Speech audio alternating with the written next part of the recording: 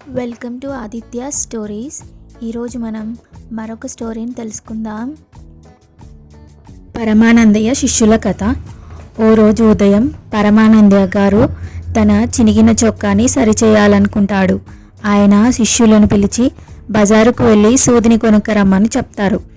ఒక చిన్న సూదిని కొనుక్కరావడం కోసం శిష్యులంతా బజారుకు బయలుదేరారు. సూదిని కొన్న తర్వాత వాళ్ళకి ఒక అనుమానం కలిగింది. ఈ సూదిని ఎవరు తీసుకెళ్లి గురువుగారికి ఇవ్వాలి అని. అందరూ నేను నేను అంటూ పోటీ పడ్డారు. ఆ గొడవ తేలేలా కనిపించలేదు. ఇలా ఉండగా ఓ శిష్యుడికి కొంత దూరంలో ఒక తాటి దూలం కనిపించింది. అతనికి ఒక ఆలోచన వచ్చింది. ఆ ఆలోచనని మిగతా వారితో ఇలా చెప్పాడు. మనం గొడవ పడద్దు.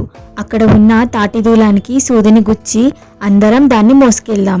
అప్పుడు గురువుగారి ఆజ్ఞని అందరూ సమానంగా పాటించినట్లు అవుతుంది. ఈ ఆలోచన మిగతా శిష్యులకు కూడా నచ్చింది. వాళ్ళు సరే అన్నారు. ఆ దూలం తీసుకొని దానికి సూదిని గుచ్చి 12 మంది శిష్యులు మోసుకు వెళ్లారు. ఇది చూసిన ప్రజలంతా వారి తెలివి తక్కువతనానికి ఎంతగానో నవ్వుకున్నారు.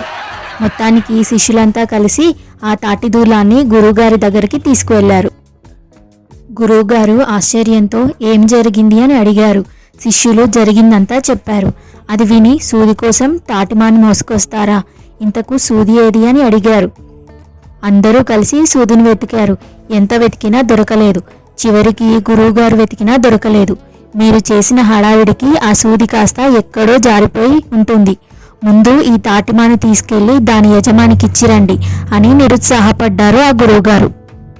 మరిన్ని మంచి మంచి కథల కోసం మన ఛానల్ ఆదిత్య స్టోరీస్ని సబ్స్క్రైబ్ చేసుకోండి. Thanks for watching.